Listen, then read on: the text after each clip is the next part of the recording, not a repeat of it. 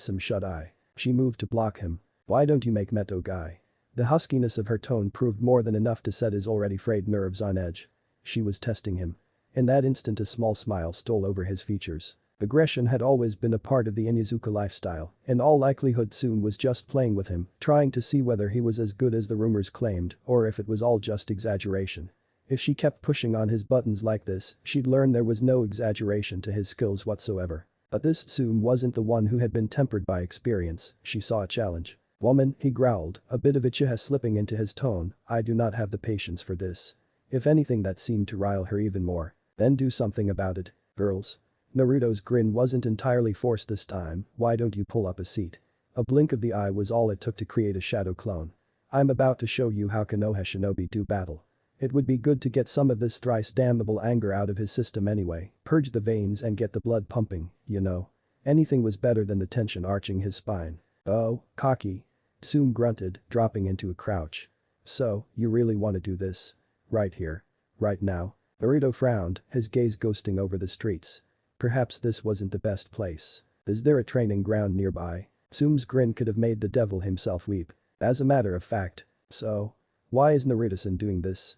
Kurara asked, indigo eyes regarding the scene laid out before them with nervous trepidation. Because he feels that he must. But aren't they allies? It's just a friendly spar, Kurara. Spars in Suna were never friendly. No. No, they weren't. The Kura stifled a small sigh as she watched her husband face off against the Inyazuka in the rather aptly named Training Ground 13. Kurara may have been in the dark in regards to the latter's anger, but the answer was blatantly obvious to an experienced kunoichi such as herself. She knew Naruto was feeling guilty. Not just for failing to save that young man back in Suna, but for the situation that had wrested the two of them out of their village in the first place. He was incredibly kind in that regard, but sometimes, that empathy could be a weakness. When one cares too much, they are affected by things that should not be on their minds, thoughts that would otherwise not bother them in the slightest. The Uchiha was clearly suffering because of it. She'd have to talk to him about that. But for now, she contented herself to watch him vent his aggression the only way he knew how. By fighting. Atsuka.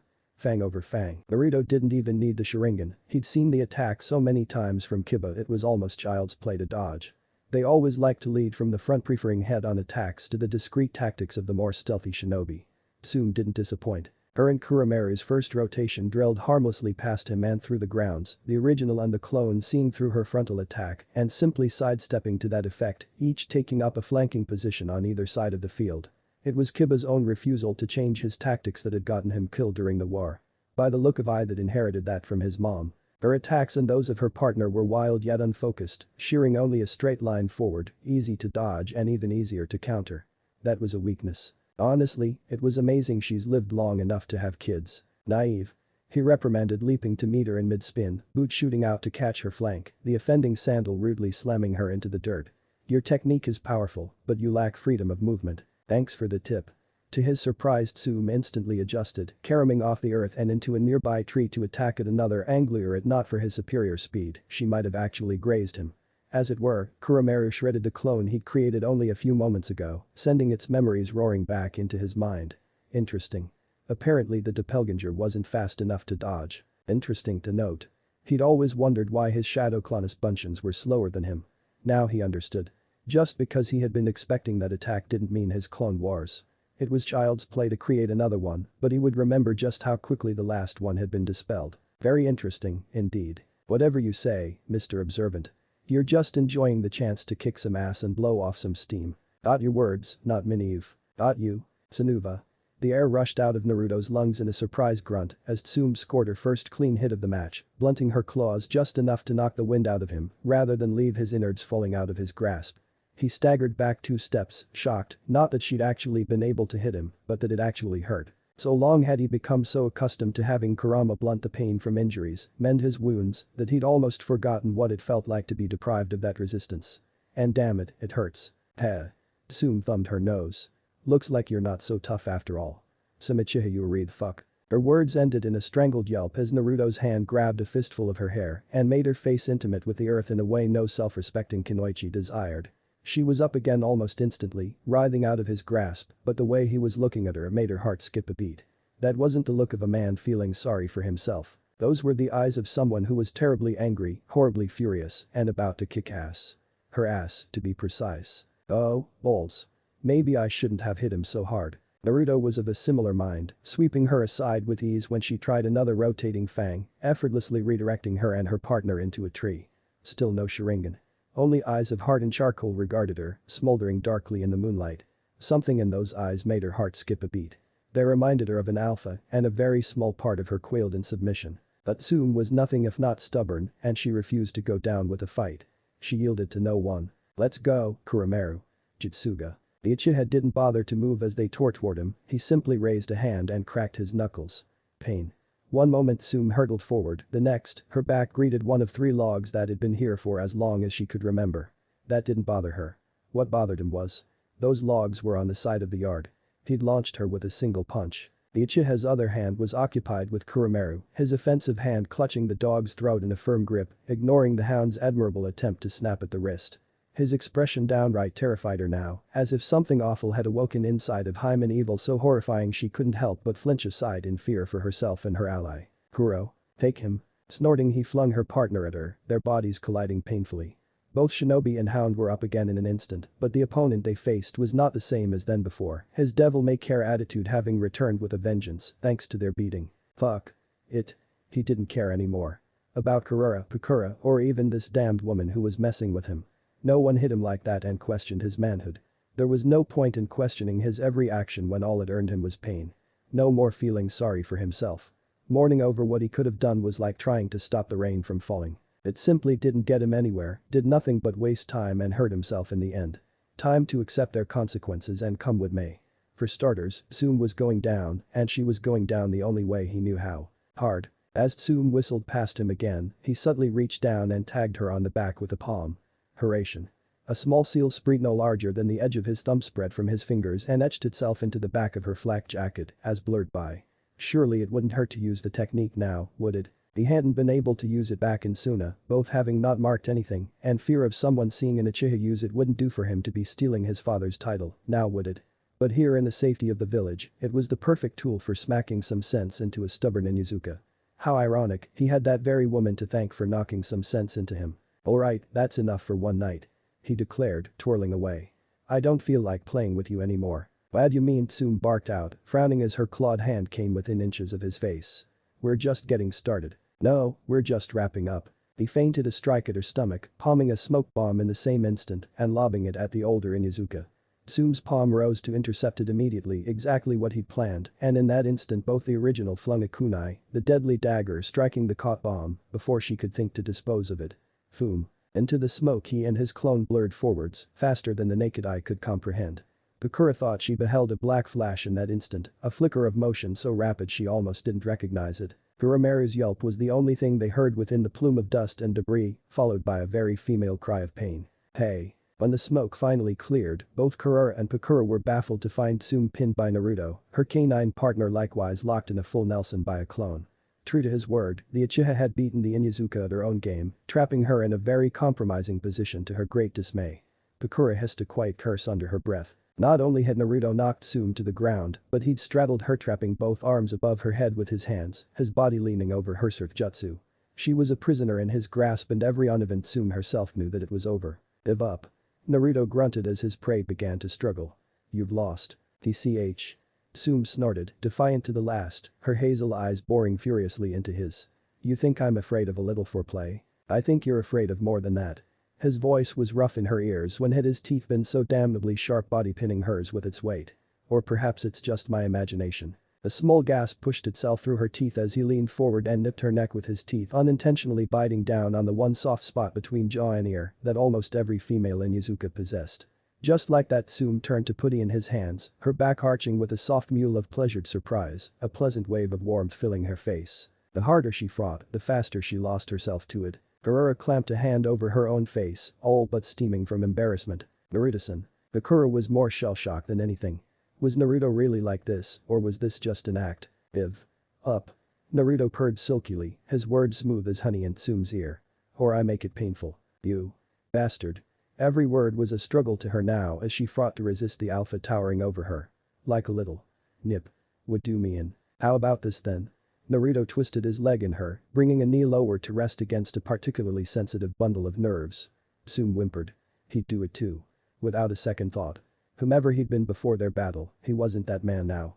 He had accepted something, embraced a part of himself that he hadn't before. He was an alpha now, a leader born and bred, and she realized too late she'd been a fool to challenge him. Ow. Okay. Okay. I give. Smart move. He rolled off her, leaving her body brimming with unfulfilled want and wanton need. Part of her wanted to pounce him then and there, but somehow, she managed to rein herself in. Barely. Well. Shit. She grumbled. Guess the rumors aren't exaggerated after all. You kicked my ass. Told you I would. He could have been a great deal more polite about it, but now he was simply too tired to care. He just wanted to get back to his apartment and fall into bed. If memory serves, he was going to have a long day tomorrow. Kami, being a Jonin, was already proving to be more trouble than it was worth. And what the hell was it with all these females? It was almost enough to make a guy down boy. There it was again. He was losing himself. He needed to get out of here, find someplace safe, somewhere quiet before he screwed someone silly. What the hell? Tsume coughed into the ground. What are you doing? Going to bed. Naruto gave a jaw-popping yawn as he rubbed the back of his neck. It's my win, just like I said it would be.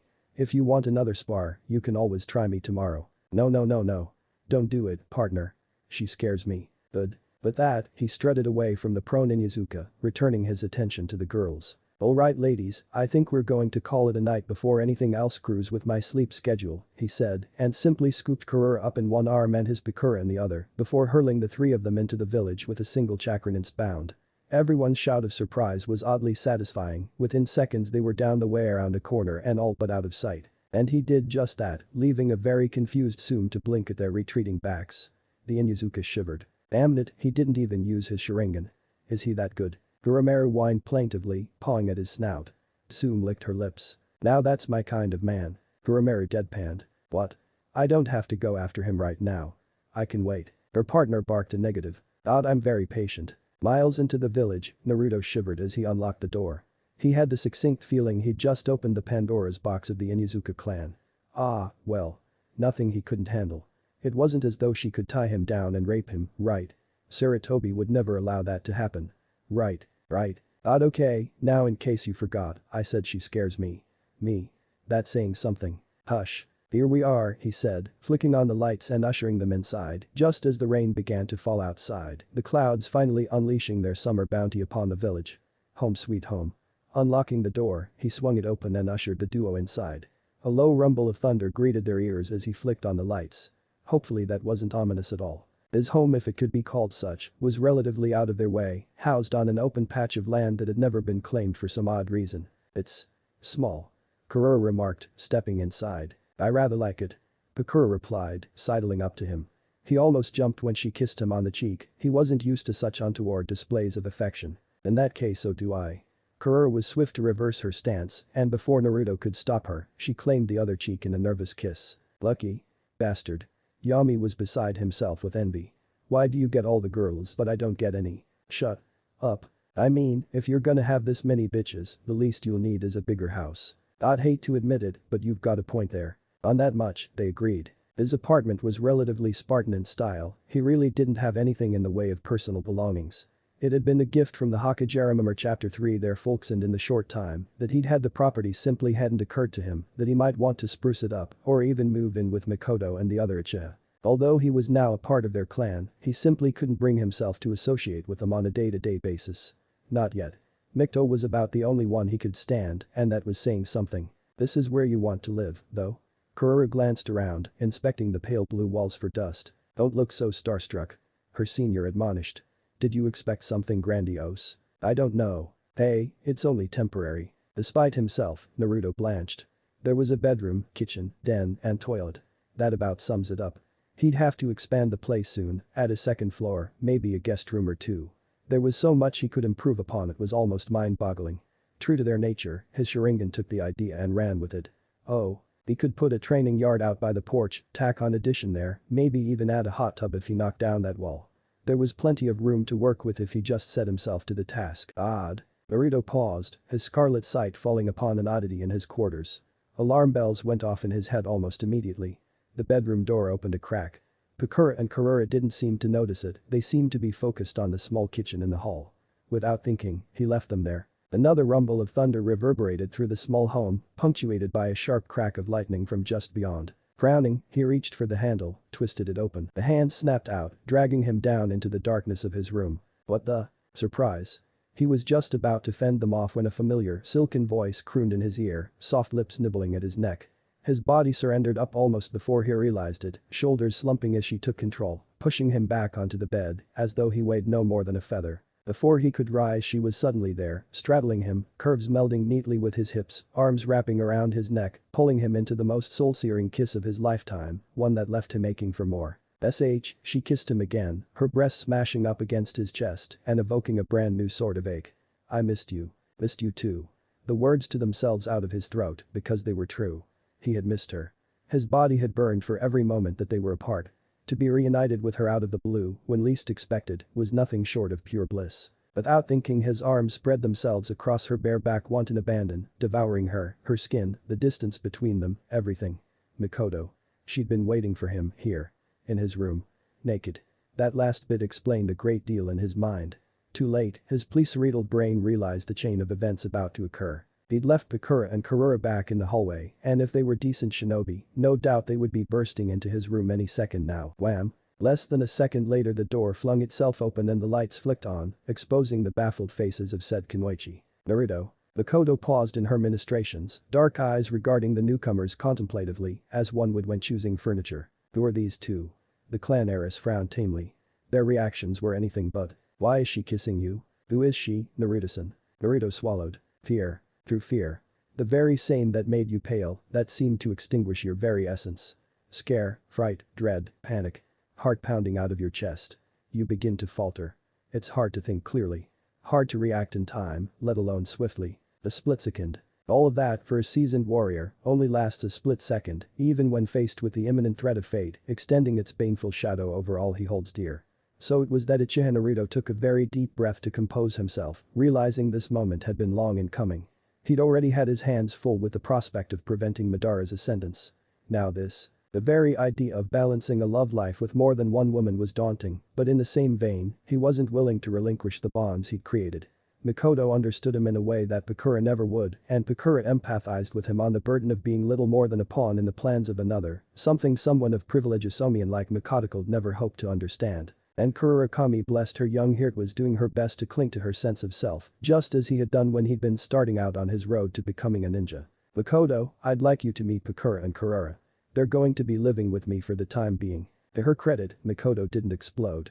She simply rose and started to dress herself, tugging on the robe she'd worn to his apartment, cinching it shut with a savage motion. Aw, fuck. Yami muttered. Where are you going? Naruto asked. Home. Her voice was positively frigid, her face the emotionless mask he'd first seen at Ichiraku all those weeks before. It's obvious you no longer have any interest in me. Everything hurts. But she wouldn't show her tears, she was in Uchiha and she was too proud to cry in the presence of strangers. She longed to lash out and break something, but a rigid self-control would not allow even that. So she started towards the door, determined not to cry. Not only to start as his hand closed around her wrist. Let go of me. She whispered. I can't do that. Anger flashed in those charcoal orbs when he didn't flinch, could he see how he'd hurt her? She nearly spat at him when he spoke again. Sit down. No. His gaze hardened. Makoto, I said sit down. Is that all you have to say? She couldn't quite suppress a sob, no longer able to keep the tears from falling across her features. No. You ass. Two-timing bastard. I said. Sit. Down. That voice though sharing allowed no room for any argument whatsoever. It was like trying to argue with Kami. The Uchiha heiress found herself inexplicably obeying before she knew what was happening. No one is leaving this room until I fucking say so. One look at the Mangekyo Sharingan all but trumped any argument the Kunoichi could hope to form. To challenge him, to look into those eyes overlong, meant certain doom. Oddly enough, neither of the Suna shinobi had uttered so much as a word. They simply stood there, shocked yes, but not questioning him as she had done. As if they understood something she did not. What was it? What was she missing here? I care for you. The words were soft. Genuine. But I care for them, too. I'm not throwing you away. But I'm not discarding them, either. His hands held hers tightly, caging themes, preventing any momentary lapse of judgment on her part. She didn't understand. What was he saying? What did he mean by that? So?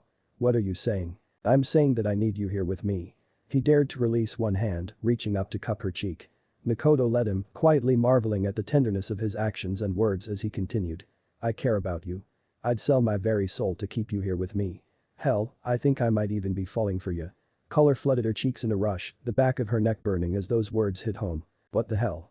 Surely he wasn't trying to say that he love, but I need them here with me, too. His gaze slipped to Pakura and Karura, and there was such love in those black orbs that she almost startled. They're precious to me. And no matter how much I might care for you, I can't just throw them away for your sake, to make you happy. I didn't want this. Didn't ask for it. But it's how I feel. If you really want nothing to do with me anymore, then feel free to walk on out that door. I will not stop you, I swear on my. But if any part of you cherishes what we have, take it. That's all I ask. I really don't want to lose you, Aka. The single son of a word. The blink of an eye. Then Mikoto crashed into him, knocking him backwards onto the bed and showering him with kisses. She'd made her decision. Take it or leave it. Mikoto took it. Only 3 weeks since their little tryst in the training grounds, and already she couldn't bear the thought of being living without him. There was more than a certain charm about him, more than the fact that he treated her like a normal person. It was somewhat stupid and selfish of her to want him all to herself, but that didn't change the fact that she cared. She wanted him by her side. And if she had to share him with others, no matter how many, it was a price she was willing to pay. Well. That actually worked. Pakura murmured. Told you? Naruto replied cheekily. Although I wasn't expecting it to be this soon. You're not opposed to this either? Mikoto was in disbelief. Suna Kunoichi shook her head, bangs tossing from side to side. I swore to Naruto Dono the day I left Suna. There's no other path for me. Besides, I knew from the beginning that his bonds were precious to him. I've no intention of challenging that which he holds dear. It is my honor to meet you. Sister. Mikoto balked. And you? Her gaze fell upon Karara. Well, Naruto-san is the reason I'm here in the first place, so. Her head jerked down in a clumsy bow. Please meet you as well, Mikoto-sama. Great. Naruto sighed, wriggling out from under the Uchiha heiress in an impossible movement. Now that's settled, I'd really like to get some rest. Hold it. Hi. Mikoto's Sharingan flared. I haven't seen you for 3 weeks, she licked her lips. Did you really think I'm letting you get away that easily? Ahahaha. Can't this wait until morning? He gulped as Pakura moved to pin his right arm and Karura his left. Traitors, both of them. No. Mikoto smiled far too sweetly. Now, lay down. Naruto sweat dropped as she pushed him back onto the bed, all the strength sapping from his spine as the 3 girls closed in on him. Balls. He wouldn't be getting any sleep tonight. Meanwhile, deep within the bowels of the hospital bed, a bandaged body twitched. Stirred, awakening from the coma for the first time in nearly a month. He was alive. Impossibly, his body still drew breath. A lone eye clearly held onto the ceiling, staring at the white plaster with murderous intent as though he could somehow bore through the walls of his prison to find the man responsible for his wounds. His right arm may have been severed, his left eye all but destroyed by the blaze, but the eye that remained carried incredible power. Power that only he knew of, awakened by what he thought had been his death. The Mangekyou Sharingan. His pride had been shattered. His body was broken. His woman was stolen. But he still had his life. Still had his eye. And he swore with every fiber in his being that he would make Madara's descendants pay. He did not know how, did not know when, only that he would. He would make him pay.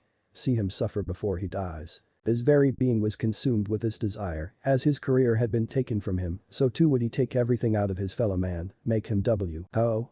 An unfamiliar voice cooed.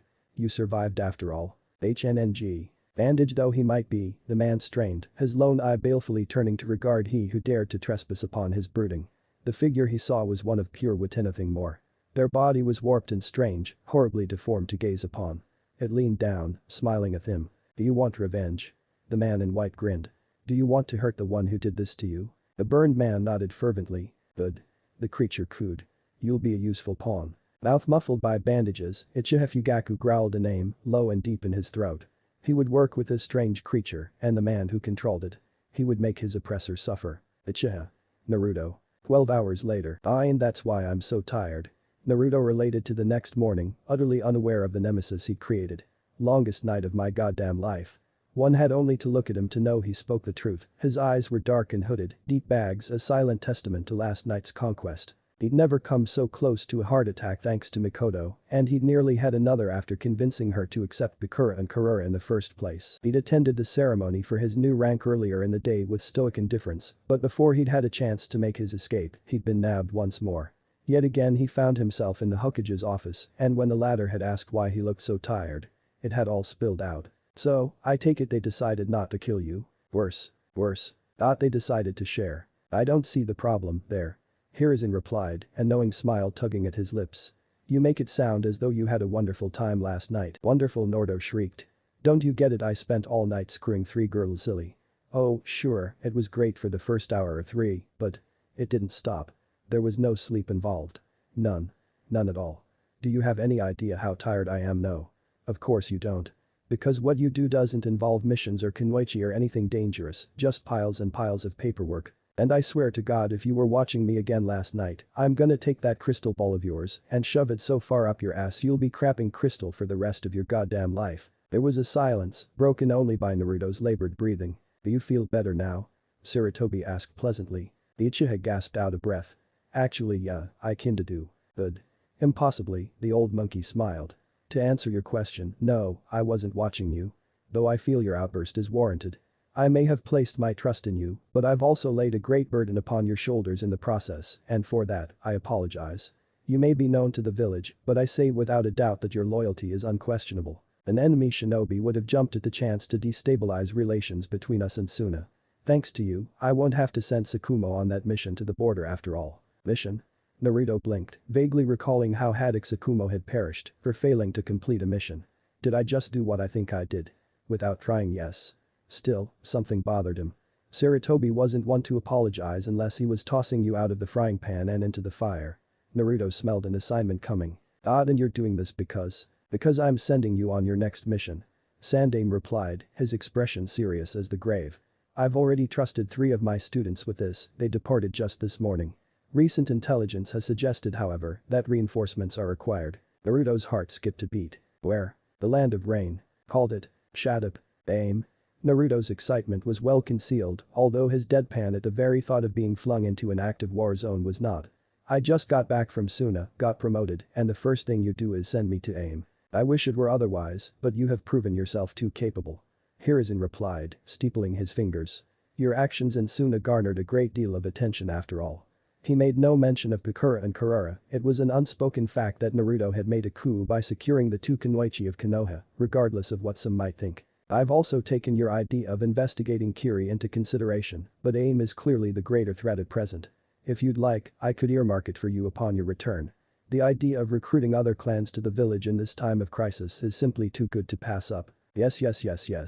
He wanted to shout and skip, but he kept himself composed. So what's the mission? Rank, as matter of fact. And? Naruto pressed. Sarutobi continued. Hanzo's been making trouble along the border for too long now and needs to be dealt with. Kill him if you can, drive him off if you can't. As I said before, I've already sent Urayakin and the others ahead. If your team hurries you should be able to catch up with them. Besides, he continued at the latter's groan, these 3 are quite capable, as I'm sure you'll see. They'll become Chunin in no time. Naruto's only response was to pinch the brow of his nose. Lem guess, I have no say in this whatsoever. It would have been terribly easy to outright defy the old man, but that only served his pride. And pride wouldn't get him anywhere, not in this time. There would be time to argue the issue later. So for now he quietly demurred and accepted his fate. This time. But if the old man kept sending him off on suicidal missions like this, he might have to take offense, or his own life would be forfeit. None at all. Now see for yourself. As if on cue, a soft knock sounded on the door. Ah, there they are now. Come in. Yu entered, closing the door behind them. I would like you to meet your team. Naruto's brow furrowed as he beheld the 2 youths assembled before him by Sarutobi. He'd fought and railed against this from the moment he'd set foot back in Konoha, but in the end cooler heads had prevailed. So here he was in the old man's office, silently ruining his new rank as Jonin. He recognized a young Nawaki Senju almost immediately. Face was a dead giveaway. So was the necklace. Supposedly cursed according to Shizune. He'd have to find a way to make him part with it, or barring that, make certain that the lad didn't get himself killed. The other boy, he didn't know. He had silver hair like Kakashi, but there was no way it was his sensei. Kakashi was still a kid in the academy if he recalled correctly. It wasn't until Sarutobi identified him as Ibiki Marino that he actually got a rise out of Naruto. Oh, this was rich. The man had scared the crap out of him when he was a kid, but now the tables were turned. Speaking of tables, where was the 3rd student? He counted a pair of boys, not the 3 whelps the Hokage had promised him. Sarutobi seemed to realize it as well. Where is Uzumaki Kushina? He asked. Naruto's head snapped around so quick it might have flown clear off his neck. Somewhere in the back of his mind, his darker half cackled. Naruto only had one word for them both. No. Yes. Hiruzen answered immediately, ignoring the killing intent that flooded the room. She hasn't had a sensei since her last one died in action a year ago. As she seems quite attached to you, I deemed it fitting. She's too old. A genin is a genin. The Sandaime remained unmoved by his plight. Besides, and here he did become closer, you're one of the few shinobi who can control her should it attempt to breach the seal again. I trust you will treat this matter with the utmost discretion. Before Naruto could even hope to answer, a voice was heard from beyond the door. Those fools weren't arm wrestling, they were playing live deathmatch tebane. Hi. One of the Anbu answered. Go right on in. Instead of opening slowly, the door flung itself open with a resounding crash. Admitting a blur of orange and black. Uzumaki Kushina, reporting for Titiga Naruto. She skidded to a grinding halt, eyes wide at the sight of him. When did you get back from your mission? Yo. Just last night. The Uchiha colored at the sight of the girl's enthusiasm. Beautiful as ever, her long lustrous red hair trailing after her loud entrance, strapped proudly to her forehead. And was she wearing orange? It was almost enough to draw a smile to his face, the sight of his favorite color, stirring up fond memories deep within his heart. Still, the scowl refused to depart from his face. Sarutobi's next words only deepened it. Meet your new sensei, Kushina. Her grin was practically ear-splitting. And bloody adorable, he had to admit. Sensei, is there a problem? Naruto bit back a groan, resisting the urge to fawn over that adorable face. Kami preserved him, this was going to be hard. Talk about stating the obvious. Oh my gosh. Breath rushed out of him as she glommed into him, her slender arms squeezing his ribs with enough force to nearly fracture bone. Such strength. What was it with redeeds and that? Gasping for air, he loosely patted the Kunoichi on the back, quietly grimacing at the affection in her eyes. The girl who might one day give to a Naruto in the future was now looking at him like a lost little puppy. He was certain that if she had a tail, it would be wagging. And he was going to take her, unprepared, into a warzone. Yeah. Even I agree that this is a bad idea. That decided it. I'm afraid I can't do this. Naruto said suddenly, worming out of her hold. He did his best to ignore the flash of hurt that tore itself across Kushina's visage. You can't give me 3 untested teenagers and expect me to go off into the middle of a warzone. I need to know what they're capable of, at the very least. Barring an outright examination, I can't accept them as they are now. They'll just get themselves killed. If I'm to take on these kids, I need to see what they can do. I need to know that they can work as a team. And what do you propose, exactly? Sarutobi asked. In contrast, Naruto's grin, while positively beatific, sent shivers through his Suntub students. Nawaki gulped. Ibiki remained stoically silent. In the end, only a certain redeed blanched at his words. How does a bell test strike you? The genin blinked, baffled. Interesting. Hiruzen chuckled, having fond memories of such an experience. Are you certain they'll survive? Possibly. So be it then. Glad you saw it my way, Jiji. Kushina took one look at her sensitive and promptly gulped. Had she known him, she would have realized Naruto was taking a page from a certain copycat's handbook. This test of which he spoke. It would be hell in its purest form and stretch her newfound feelings for the man to their limit and in time, work only to deepen them. But more than that, it would serve as a painful reminder of just how far she needed to come in order to reach her dream, and in surviving this, she would take one more step on the road to greatness. Of course she knew none of these things, only that Naruto-sensei had something prepared for them. Naruto would never deliberately try to kill her. She knew that. But, even then, she couldn't quite shake the terrible sensation of dread she felt when she saw that smile. I've got a bad feeling about this, Tebane. Get the hell away from them. Oh? Hanzu paused, his kusarigama coming just short of pricking her throat. Uchiha Naruto, I presume? You're late. I was expecting more of a challenge from your students. Oh shit. Don't lose it, partner. Adam. Christ. There he goes. That did it. He thought he had snapped before when he nearly failed to stop Kushina's kidnapping. He thought himself insane with anger when witnessed Tsunede's death in Wind Country. But this redefined anger. There was no red haze this time, no sensation of falling in the black, losing himself into the darkness. It was as simple as flicking a switch. One moment he stood there, soaked in the blood of a small arm, and next his mind simply ceased to be. He took in the prone, broken forms of his students of Kushin, and the Mangekyo flared to life in his eyes. There. Standing in the rain. He lost himself. Naruto screamed. Susanoo roared into existence around him, black bone and cold chakra writhing its angry tendrils in either direction. Larger it grew, assuming human shape and form, then larger still, its many arms spreading outwards like an ancient Asura, 6 limbs, 6 swords slashing at the ground in a thrashing frenzy. So great was its fury that the leader of the rain was actually forced to leap backward, seeking shelter atop the head of his mighty salamander, lest he be torn apart by the many blades.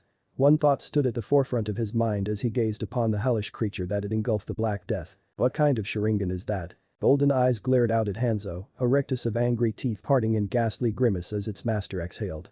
5 words were spoken in a series of sinister syllables that not only chilled Hanzo of the salamander to the bone, but left him quivering in very real fear for perhaps the first time in his career. I will fucking murder you. The Black Death. I've got a bad feeling about this, Tebane. That thought was echoed only by the hammering of Kushina's own heart as Naruto led the 3 of them into the training grounds, the organ all but leaping into her throat with each step she took. What was this bell test of which he spoke?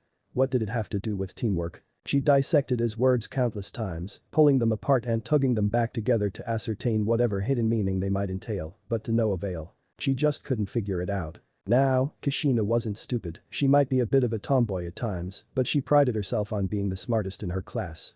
She knew Naruto had dragged them out here for a reason, just as there had to be some explanation for the lone bell tied at his waist. What purpose did it serve? The last Uzumaki was almost certain she'd find out. In the next few minutes. Naruto wasn't malevolent, whatever he was plotting, it had to be for their own good. She trusted him implicitly. After all he'd gone through to keep her safe, there was no way he'd harm her. Right. Alright, then. Even so, her heart skipped a beat as he made her take a seat and then did so himself. She'd never be able to tell behind the impassive facade he wore, but Naruto was actually enjoying this. His eyes crinkled ever so slightly as he placed a hand on his chin and leaned forward, contemplating them as though they were mere pieces of meat, not potential genin for whom he was responsible. He deliberately eyes them over, seeing them squirm reminded him so much of himself when he was younger. Kakashi-sensei had honestly scared him a little when they'd first met. Ah, the bell test. Yami drawled, hopping up on his shoulder in a faint plume of smoke. Damn, it's just so nostalgic, you know, and you only brought 1 bell. You're really gonna make the kid sweat, huh, partner? Indeed, Naruto had no intention of going easy on these 3. Shinobi who broke the rules were scum. Shinobi who abandoned their friends were worse than scum. If they were the former, willing to break any rule and work together, he'd accept them with open arms. If they abandoned one another and each strove to claim the bell for his or herself, then he wouldn't take them as his students. Ah, now he could really see what Kakashi had been thinking with this little test. No wonder he'd never thought of anyone before. Introductions. Time to see if these scummy students like him or not. Ha. The trio blinked, baffled by this weird word. Dark eyes surveyed them. I said, introductions. Introduce yourselves. Make it snappy now. You, with the silver hair. His gaze slid to Ibiki. You're first. Likes, dislikes. That sort of thing. My name is Ibiki Marino. The boy replied, his voice surprisingly soft for the man who would one day become the bane of the Leaf's worst enemies.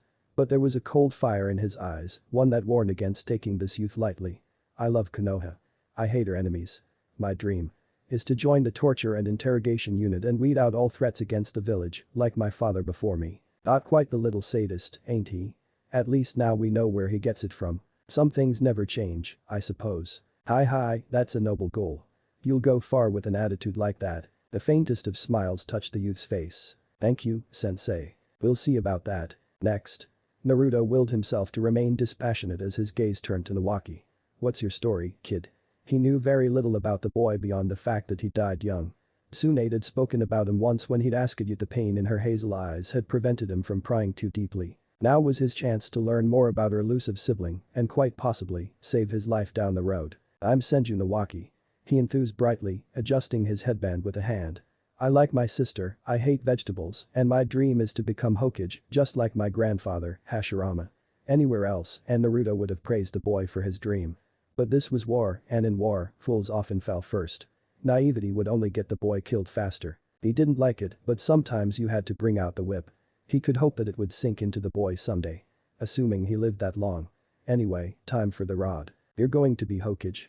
The Uchiha immediately scoffed, effortlessly dipping back into that arrogant persona he wore so well in the presence of his adversaries. And pray tell, what makes you think you can reach that level? By riding on the coattails of your grandfather. There are dozens of shinobi more qualified to lead than you, and they've earned their strength. I'll bet my ridiculous pension that you don't have a single jutsu to your name outside those taught in the academy. I do so? Nawaki shrieked, bolting to his feet. As a matter of fact, just yesterday Nawaki. Ibiki murmured, the quiet steel in his words causing the other boy to flinch. A shinobi does not give away his secrets. What the hell, man? Ibiki is right. Naruto grunted, a rare frown wiping away his trademark grin. As a shinobi, we must maintain calm and detachment when facing an enemy. Allowing someone to rile you only ensures your own demise. I'll expect better from you in the future. But you're not my enemy. That's not the point. Jeez. I can't believe my sister likes you. Naruto nearly choked on his own spit. Tsunade, I'm going to pretend I didn't hear that. Refusing to react in even the slightest manner, he turned his attention to the last but certainly not least and-souled female of his squad. And now we come to you. Kushina. Despite the misconceptions formed by the two boys, Kushina squeaked when Naruto's gaze fell upon her. For once in her young life her feelings were more of a crutch than an actual strength, she simply couldn't bear the thought of looking at him and being cut down like Nawaki had. Despite his promise to be stern, Naruto couldn't help but take pity on her. Take your time, he soothed. It's just a simple question. Ah. Alright.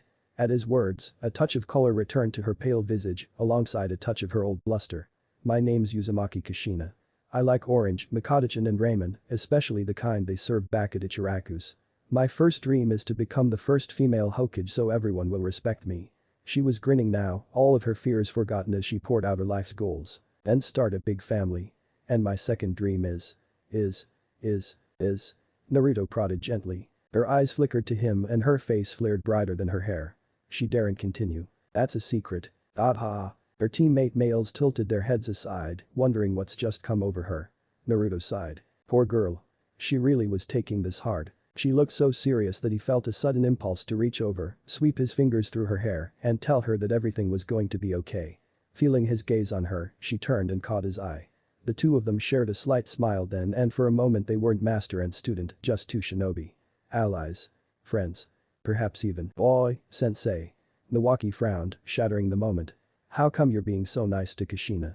Naruto's gaze snapped to him, Sharingan flaring. This girl has suffered through more in her short life than you can ever hope to understand. More importantly, she is your teammate. You will show her the respect she deserves. Do we have an understanding? His killer intent could have flattened Gamabunta. Hi. But I'll become Hokage first. Wham. His head struck the ground in record time, evidently Kushina wasn't above bopping an ally when she got pissed. Like hell you will, it'll be me who becomes the next. No, it'll be me. Me. The Redeet instantly accepts his challenge, jolting to her feet and glaring bloody red daggers at him. With the Kyuubi inside her, it wasn't far off. Me, you stupid habanero. Nawaki spat back. I'll be the one to lead the village. Me. Kushina's subsequent shout nearly deafened the entire village, putting a swift end to that argument and left everyone's ears ringing. Odd idiots. Ibiki muttered. Hi kiddies, let's settle down. Naruto cajoled, pushing them back into their seats. Neither of you will become Hokage if you don't pass this test. That got their attention. What? Naruto's eyes curled into a smile, the act eerily similar to one of Kakashi's infamous eye grins. Damn, but it felt good to be the sensei this time around. Here's your first mission. He began jovially, hoisting up the trinket he'd procured for just this very occasion. You three have exactly 6 hours to get this bell from me. Whoever does, becomes my student. Those who fail will be stripped of their and sent back to the academy forthwith. Part of him longed to laugh when he saw their Shen faces, but he held himself together. What kind of test is that? Nawaki demanded, aghast. I'm a very busy man. Naruto replied, lying as effortlessly as one would draw breath. I only have time to train one of you. But. The third said. I don't care what that old monkey said. I was told I would have a team. Whether that team exists of me and one or none is entirely up to you. That's not fair. We're not fresh genin, you know. I've had this for nearly a year now. But the three-front war raging on, you might as well be. Naruto replied, the scorn in his voice was very real at Nawaki's outburst. I'm not taking any of you anywhere unless I know you have the skills to stack up against AIM shinobi on their home turf. Frankly, I'm not ever certain what the Sandaime is thinking. Maybe the old coot's finally gone senile or something. He gave a half-hearted shrug, uncaring for their disbelief at his subtle defiance. You'll be going on in a rank mission. This isn't class. Satisfy my expectations and you won't have anything to worry about. Questions. Problems. Concerns. If you have any of those, feel free to turn around and go home. Unsurprisingly, there weren't any more outbursts after that. Still smiling, he continued. Even the odds I won't be using my Sharingan or shadow clones. But that's the only concession I'll make. Ninjutsu, Jinjutsu and Taijutsu, everything else will be fair game. I'll even accept seals, if any of you know of them. Kushina, I'll also allow you to use that if you can control it. Remember, there's 3 of you and only 1 of me. Hum at me with intent to kill and someone just might get a bell. When do we start? Now. Naruto grinned and placed a thumb into his mouth, biting down hard on the digit. Kushina was already throwing herself forward in an attempt to stop his palm from touching the ground, recognizing it at once as a summoning jutsu. She thought she caught a flash of approval in her sensei's eyes, then he was all but gone in a plume of smoke. Her kunai struck something sharp and unyielding, a split second before she found her arm locked in an inescapable vice. For all her strength she found herself powerless, unable to move her trapped limb even an inch. Errarara. What is this? The large red scorpion unfolded itself before the baffled Kunoichi, its crimson carapace glinting dully in the afternoon light. Her arm lay trapped in one of its pincers. Any other Kunoichi would have quailed at the sight of that bug being so close to them, but not Kushina. Though the creature was easily twice her size and thrice as heavy, she didn't falter. Not even a little bit. That is, until it spoke. "You called, Naruto-sama." A distinctly feminine voice issued from its mouthparts. "Sorry, Benikazu-chan." Naruto apologized, but would you mind playing with her for a bit? Not at all. The insect hissed, drawing the girl closer. You promised me some amusement last night, but I didn't think it would be so soon, boy. Kushina yelped, not liking the look in those eyes, not one bit. Let me go, I said. Tsuryu no Jutsu. Water Dragon Jutsu. A mighty deluge of draconic water battered Benika's from the side, and suddenly Kushina's arm was wrenched free, allowing her to whirl away. She caught sight of Ibiki out of the corner of her eye, the silver-haired lad having a deep breath as he felt the side effects of chakra drain. So focused was she on her teammate that she missed Naruto's light smile. That's the way. Thanks. She gasped out, sopping wet, but in one piece thanks to his efforts. Odd, it's nothing. Her teammate replied, readying himself as Benika's turned towards him. I hope you have a plan though, because I won't be able to do that again for a while. Oh ho ho, the scorpion tittered softly, shaking herself dry with a shiver. There's a little fight in you, boy. I like that. Perhaps I'll play with you instead. Don't forget about me. Benika's didn't even bother to turn, she simply swatted Nawaki out of the air with her tail, arresting his aerial assault before it could even truly begin, knocking the breath from his very lungs. The boy cried out as the sheer power flung him into the lake at the edge of the training field, where he promptly sank like a stone. He did not emerge from those watery depths. Unworthy. She snorted, refusing to even look at where he was still sinking. Shinobi do not advertise their presence. You would have had a better chance if you remained silent. Ouch. Naruto permitted himself the smallest of cringes as a few bubbles trickled to the surface. I forgot how powerful scorpions are. Ma, at least she didn't sting him. Nawaki. For the first time since the exercise had begun, distress crossed Ibiki's visage. Hold on. I'll. Benika's was suddenly there, blocking him with her pincers. Did you forget about me? DCH. Both boy and bug spun away in a waltz, pincers and kunai striking in fast and furious tandem, neither able to land so much as a telling blow on the other. Kushina was suddenly left alone with her sensei, one teammate fighting for his life against a killer scorpion, the other drowning in the bottom of a lake. Naruto turned to face her, and she quailed inside at the look in his eye, suddenly aware just how truly beyond her he really was. It was like comparing a green genin to a cage. Of course the monkey would get slaughtered. But Kushina was nothing if not stubborn, and she wasn't about to let the chance slip by. I will get that bell from you. She swore, steeling herself. Foolish girl. Kyuubi's voice berated her from beyond the seal. You clearly don't understand the purpose of this exercise. Shut up. She refused to listen to the fox, too often had it tried to trick her in the past. It would stare right where it was, in the seal. I invite you to try. Naruto beckoned, crooking his fingers at her. Come. She did, lunging at him with all her might. Stronger than her though he surely was, she had a few surprises in store for him. The month they'd been apart had not been wasted, she'd more than a few tricks up her sleeve now, tricks she planned to utilize to devastating effect. You asked for it. Come on now, a frontal assault. He deadpanned as she hurtled toward him, intent on clobbering the daylights out that smug smile. You know that won't. Not work. Imagine his surprise when her speed suddenly tripled, her beautiful body Kami, stop thinking like that vanishing in a sudden swirl of dust. Naruto blinked in bemusement, true to his word, he hadn't activated either of his eyes, so what came next was completely unexpected. The first punch came at Naruto sideways, spinning his upper body around with the force of the impact and driving him back a half step before he fully recovered his equilibrium. Somewhere under his feet, the earth seemed to shiver and quake, threatening to give way. He spat out a tooth and wiped away the blood. The tree grew almost instantly, the benefits of Kyuubi's chakra but that did nothing to check his own amusement at being clobbered by the redeed. Oh? He blinked, thumbing a thin line of red away from his face.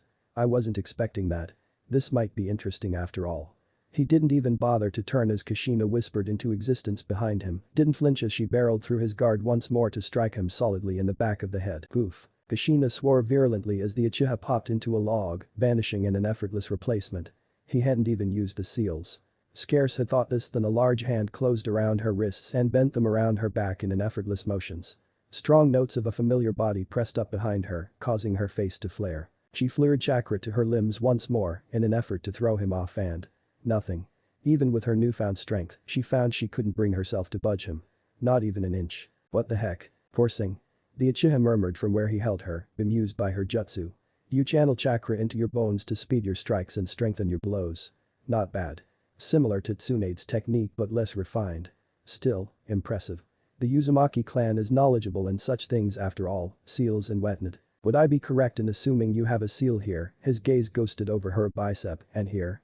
Once more Shikishina burned a great glorious red beneath his gaze, Moreso as his eyes lingered on her thigh, just a touch longer than was necessary. 8 seals. He murmured, awed. Fascinating. 1 for each limb. You really have improved, Kishinichin. In more ways than one. Was that last bit just imagined on her part? She hoped it wasn't. Sensei. Kushina struggled in his grasp, but to no avail, he just pulled her closer. This close she could feel his breath on the back of her neck, the latter burning in heat. He was stronger than her and on some level. A small part of her almost wished he'd press even closer. She swiftly admonished herself with a shake of the head. You can think like that later. After you've got the bell. But no other recourse left to her, Kushina did the only thing she could. She released them all at once, jumping up off the ground in the same instant to ram her head into his chin. The Uchiha grunted in surprise when she made contact, both at the sudden speed and force behind the blow, his mouth snapping shut with an audible click more than enough force to bloody his tongue in mid-speak. Red spurted between his lipslet. It never be said that his mother didn't have a hard head pain exploding in the back of his mind, momentarily distracting him. He'd been hurt again. Kushina had actually managed to inflict all but 2 wounds in a matter of minutes on him. Granted, he hadn't been giving it all he'd had but still. Abruptly he released Kushina, she stumbled away from him almost as an afterthought. The bell. Her fingers had just brushed it when she realized Naruto was making no effort to stop her. Immediately, she suspected a trap of some sort, but no, he was just standing there, one hand clamped firmly over his mouth. She blinked up at him, her hand still closing around the bell almost of its own will, until she saw the blood. At once, she'd put 2 and 2 together, lunging up with a gasp when she realized what she'd done. Her hand, refusing to relinquish its hold around the bell, yanked it off the string without a second thought. Sensei. Oddly enough her first thought was not of passing, but for him. Are you alright? You're bleeding. Naruto gasped at her in mute disbelief. Ah. She stared down at the bell, realizing what she'd done. You. Aw. Ridiculous. He gasped out with his damaged tongue, staring at her in disbelief. Who the hell does that in combat? He touched a chakranefast hand to his bloody mouth, rapidly regenerating the wounds she'd given his poor tongue. Letting your guard down like that. If I'd been an enemy, you would be dead. But you're not my enemy, Kushina. Ibiki whirled away from Benekes and spat, expelling a geyser of water with enough force to hurl his opponent back into the forest and cancel the summoning. Whatever you do, don't let go of that bell. I've figured out the purpose of this test. He wants us to work too late, Naruto's heel snapped outwards and sent the kunoichi flying. Kushina barely managed to block in time, the 16-year-old nimbly folding her arms over her stomach, not a moment before the Uchiha's sandal shoved her off and into her comrade. You were warned that I wouldn't make any more concessions. Naruto pointed out, placing a thumb between his teeth once more. But since you seem so eager, I'll show you something special. Behold. Ah, the miracle of shadow clones. He may have gotten no sleep last night thanks to his girls, but those 12 hours hadn't been wasted by the clones, either. The heat created beforehand had been hard at work with the 2 summon contracts they'd been gifted, and their results did not disappoint. Smiling serenely, Naruto placed his still bloodied hand to the ground for a second and final time. No simple scorpion came forth this time. It was something larger. Angrier. Odd and far more lethal. Uchiha no Jutsu. The roar of a dragon shook Konoha to her very bones. Makoto cocked an ear as that terrible howl reverberated through the village. Anyone else would have been their very bones with fear. But not the Uchiha heiress, being one of the few privy to his newly acquired summons, the others currently sprawled out in bed beside her. Kami, what a night that had been. Honestly, when he does something, he really does go overboard. Kushina had rarely felt fear before. It was almost ironic, she had one of the most powerful alive sealed into her stomach, and yet she'd hardly ever experienced true terror. Oh, she'd felt a very small fear before when she'd been kidnapped, but that all but vanished when Naruto-sensei came to save her. Since then she'd worked hard to become stronger, and in the progress she'd made during the last month, she thought there was nothing she could not face. That is until now. Until this very moment in which Naruto laid a hand upon the ground and called forth hell. Terror. Their knees knocked together as a massive tail split the earth in twine, his black, pointed tip swing with malice and menace. Her soul quivered as the bone-shattering snarl of a legendary creature tore the air apart like tissue paper, its cruel claws tearing great gouges out of the earth. Bahamut. Naruto barked, arms folded, standing tall and proud upon the beast's head. He may not be the king of dragons, but he'll do this. Demonstration. Well. Shit. Ibiki muttered beside her. That's not fair at all. The creature that rose out of that smoke was nothing short of massive, its gelded wings wider than the trees, bleak scales blotting out the sun itself. Large didn't even begin to define it, the summons towered over her, over the field, black eyes surveying the entire grounds with but a glance. The puff of smoke spurted between its nostrils as it exhaled, teeth the size of small buildings gnashing together in slight annoyance at being summoned so suddenly and out of the blue. What do you want, boy? Its voice shook the very heavens, a lone eye rolling up to peer at the human standing upon its crest.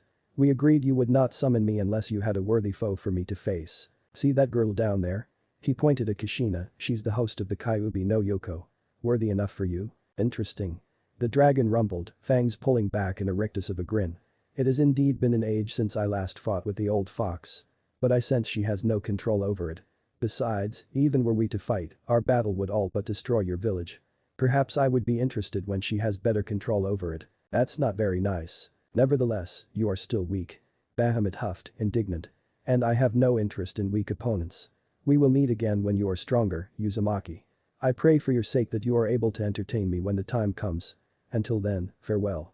He vanished in a resounding plume of smoke, leaving Naruto to alight neatly on the ground. Man, dragons really are hard to control. He said, almost drolly. Now do you see? If he hadn't already eaten, the two of you would have been snacks. You two got lucky. Very lucky. In the future, you'll be fighting enemies who won't hesitate to make mincemeat of you or worse. His gaze slid to Kushina, kidnap you and use your bodies for their own nefarious purposes. Her subsequent shiver said that he drilled the point into her. Now since someone decided to mess up my little exercise, we're going to switch things up a bit. Slowly, almost languidly, he took an arm from his pocket. Kushina collapsed onto her hands and knees, painfully aware that she'd been saved by the dragon's pride. Had Naruto actually sixth said beast on them, they wouldn't have stood a chance. But now what was he up to inside that head of his? Was he going to summon something else? She started, suddenly realizing that despite all odds, she hadn't let go of the bell since she'd claimed it. None of this made sense.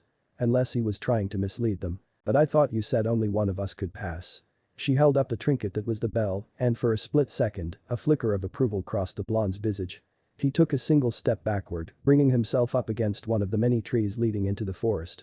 Her eyes snapped to him immediately. Clever girl. She picked right up on that. So you finally going to fight us? Ibiki challenged, his confidence finally on the rise. In a sense. Naruto drew a line on the earth with his foot. Your new mission is to make me move over this line. Into the forest works, too. Ha. That'll be easy.